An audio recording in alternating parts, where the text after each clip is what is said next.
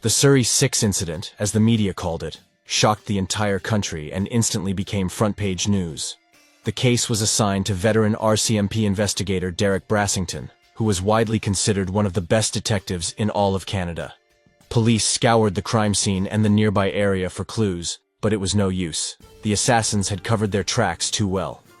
Meanwhile, in the wake of the Surrey 6 slayings, the war between the Red Scorpions and the UN gang exploded, with 20 people being killed and over 40 wounded in just under a year. The UN gang also kept up the pressure on the Bacons, with the police disrupting numerous attempts on their lives, as 11 UN gang members were arrested and charged with conspiracy to kill the Bacons in that time frame.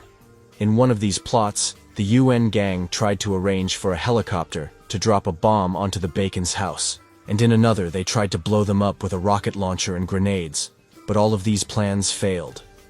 The Bacons would respond in kind, with an attempt being made on the life of UN gang leader Clayton Roosh in late 2007 when a Bacon associate fired several shots at him. Roosh was unharmed, but the attempt on his life led him to put a massive bounty on all 3 Bacon brothers, with the bounty on Jamie alone exceeding $300,000. Roosh had his men collect information on the Bacons, including photos of their homes and descriptions and license plates of their vehicles. The plan was to use this info to arrange a carefully organized plot on the brothers, but all of that changed on May 8, 2008. That day, popular UN gang Lieutenant Dwayne Meyer was killed outside his home in a drive-by shooting. According to court documents, after hearing the news, Roosh sent out emails to his gang, demanding that everyone stop everything and go out and start terrorizing these guys and killing them off.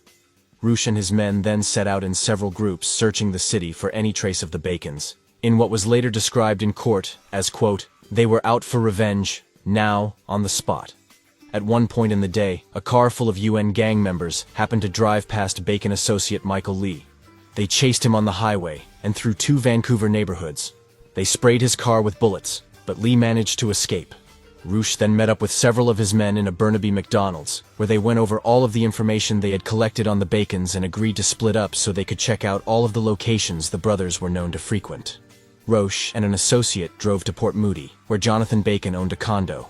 On the way, they were pulled over by police, and when questioned on when the violence would stop, Roosh said it wouldn't, and then told the cop, quote, "It would be the same if a police officer was murdered. The police would also want revenge. That was just the way it was."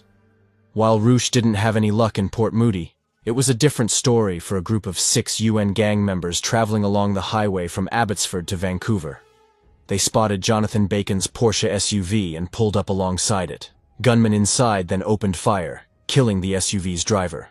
Roosh was ecstatic, and after hearing the news he sent out an email that simply said, "We killed Jonathan Bacon, we just got him." But it would later turn out that the occupant of the SUV was instead Jonathan Barber, a friend of Bacon's who was taking his SUV to an auto shop to upgrade the sound system. As the gang war continued, police caught a lucky break in the Surrey 6 case. A full year had passed and the case remained cold, but Person X, who had killed 3 of the 6 victims in the massacre, was beginning to feel remorse over his actions. He had confessed his crimes to his girlfriend, and his criminal associates had noticed a marked change in his demeanor.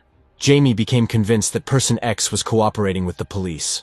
On New Year's Eve 2008, Person X met up with 2 other Bacon associates with a plan to rob a rival drug dealer's home. As the group arrived at a dead-end street, Person X stepped out of their car to review surveillance photos of their target. Then, one of the men he was there with pulled out a gun and fired 3 shots, with one hitting Person X in the back. But then the gun jammed, which gave Person X enough time to escape by jumping a fence and running through a nearby stream. Now marked for death by Jamie, Person X contacted police and confessed to his part in the Surrey 6 slayings. He identified Havishar and Johnston as the other gunmen, and Jamie as being the mastermind behind the hit. On April 3, 2009, Jamie Bacon was arrested by a group of heavily armed police officers. The next month, Jared was arrested as well on weapons charges. He got out on bail and began planning to purchase a large sum of drugs.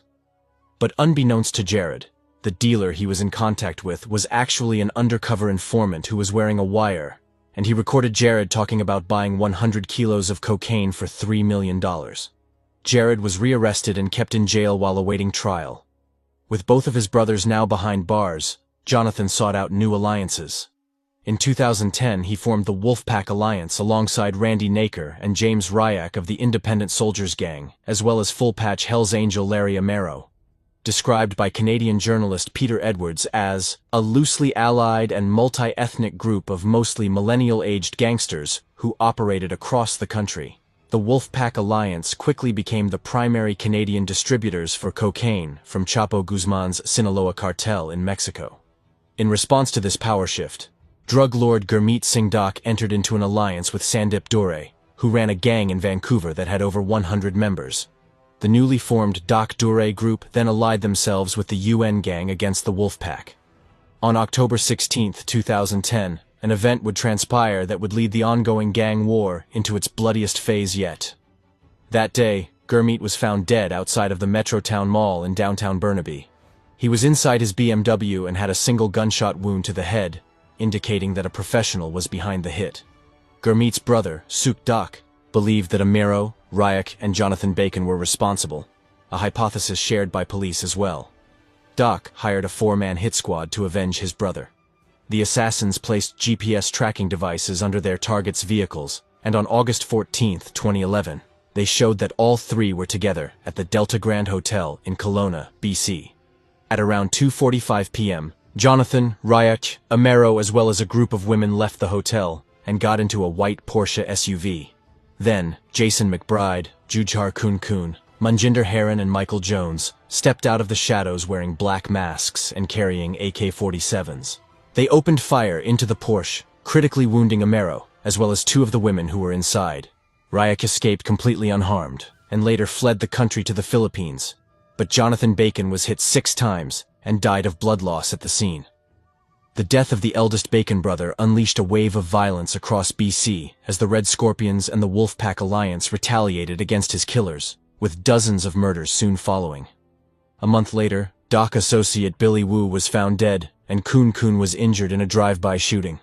Not long after, Dak associate Stephen Leone, who had been instrumental in planning the Bacon hit, was gunned down in Surrey, while Tom Gisby, a major dealer and close friend of Gurmeet's, suffered superficial burns after his mobile home was firebombed. He escaped with his life, but would later be gunned down in Mexico.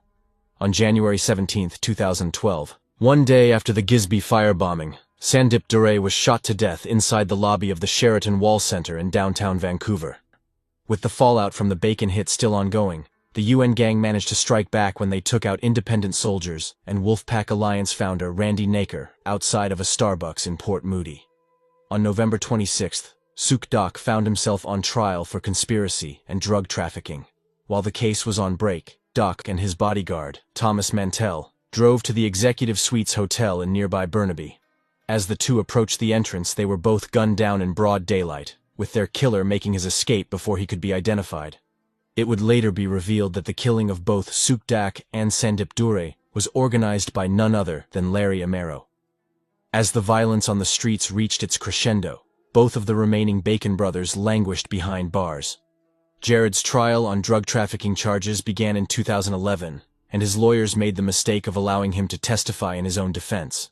While on the stand, Jared admitted that he was a criminal and that because he was a former wrestling champion, he frequently gave rivals vicious beatdowns. But he denied being a drug dealer. When confronted with the audio that police informant GL secretly recorded of him, Jared claimed that he never intended to purchase any cocaine, but was instead planning on stealing it. While on the stand, Jared testified, quote, "The police knew I was going to rob GL 100% without a doubt, and that's why they never produced any drugs because GL didn't want to get his frickin' jaw broken. I am lucky that they didn't bring the drugs because I would have robbed them and the police probably would have shot me. It would have ended very badly."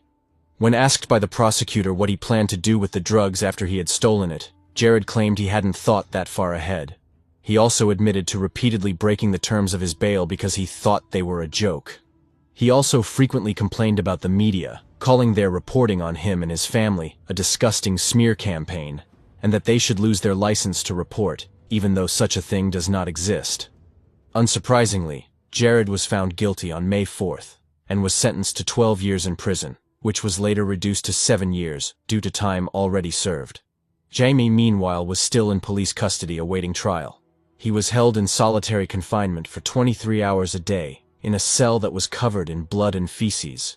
which his lawyers argued was a violation of his human rights.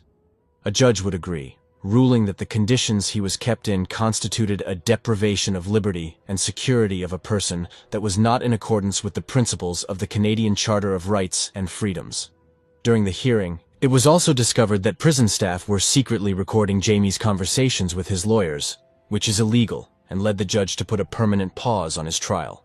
To make matters even worse, another judge ruled that the government's star witness, Person X, would not be allowed to testify in court after the prosecution was exposed for coaching him and telling him exactly what to say while on the stand.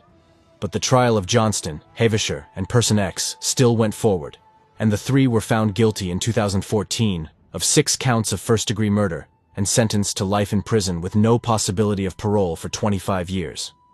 Jamie's trial was to resume later that year, and the government was confident in their case in large part due to the testimony of Jane Doe 1, who was Jamie's girlfriend at the time of the murders. But right before the trial was set to begin, the entire case blew up due to a shocking revelation. Derek Brassington, the detective who was in charge of the Surrey 6 investigation, was found to have been secretly dating Jane Doe 1 for years. A text message he sent her stated, quote, "The more attached I become to you, the more anxiety I feel. There really isn't a chance in hell we could have a future together. I didn't enter this thinking we would fall in love with each other." Jane Doe 1 revealed their relationship to the public after she became pregnant with Brassington's baby, and he refused to leave his wife for her. Dave Atnew, Brassington's boss, and one of the other detectives on the case, also tried to date a witness. He got drunk at a bar one night and then went to the hotel room where Person X's girlfriend was staying. He drunkenly kissed and groped her, but she refused his advances. When Person X learned about this, he almost pulled out of the entire case altogether, but was eventually convinced to stay on. Brassington was sleeping with a third witness as well. The team also racked up massive bills paid for by the police, taking their girlfriends to hockey games in Toronto, expensive restaurants in Montreal, and high-end hotels in Vancouver. And when they weren't going out on dates with their only witnesses, Brassington and his team were getting drunk at bars and partying all night long in strip clubs. Jamie's lawyers argued that the testimony against him was perjury, as all of the government's key witnesses turned out to be secretly sleeping with the police. The case against Jamie was once again paused, with the judge stating that there were serious concerns in the manner in which the police handled aspects of privileged and confidential information. An appeals court would later rule that the government had evidence of Jamie's guilt other than the witness testimony, and so a new trial was scheduled. But that never took place, as before the new trial was set to begin in 2020, Jamie's lawyers negotiated a plea deal. Without the testimony of Jane Doe 1, the government's case was considerably weaker, and so the 6 counts of first-degree murder were dropped, and in exchange Jamie pleaded guilty to conspiracy to commit murder for the Surrey 6 slayings, as well as the attempted hit on Person X. He was sentenced to just 18 years in prison, which was further reduced to 5 years and 7 months due to the time he had already spent in custody. In 2022, a stunning audio tape was leaked to the press that Jamie had recorded while in prison. While the exact reason behind him recording the tape is not known, in it Jamie went after the Hells Angels, saying, quote, "These guys are all goofs. They all play all sides of the game. Almost every biker is working with the police. Okay, I've seen it, bro. They think that they're gods, and they are little goofs that need to be locked up in solitary and die with their teeth and hair falling out." He also says, quote, "Every giant, every group that got to grow into a giant, only got taken down by 5-0. Bullets can't beat these guys, so bullets isn't the answer. If I felt like I'm getting out soon, and I could kill all of them, I'd be real with you. That's what I would choose." Due to the incredible police misconduct, Jamie Bacon will be a free man in 2026. Jared Bacon was released from prison on parole in February 2017. It later turned out that this was a mistake, as the parole board miscalculated his sentence and accidentally let him out 16 months too early. 7 months later, he was rearrested after being caught drunk at a strip club with a known criminal. Since associating with known criminals is a parole violation, Jared was arrested, but he successfully argued that because the parole board accidentally let him out in the first place, they now had no jurisdiction to revoke his parole. The parole board actually agreed, and Jared was once again a free man with new release conditions.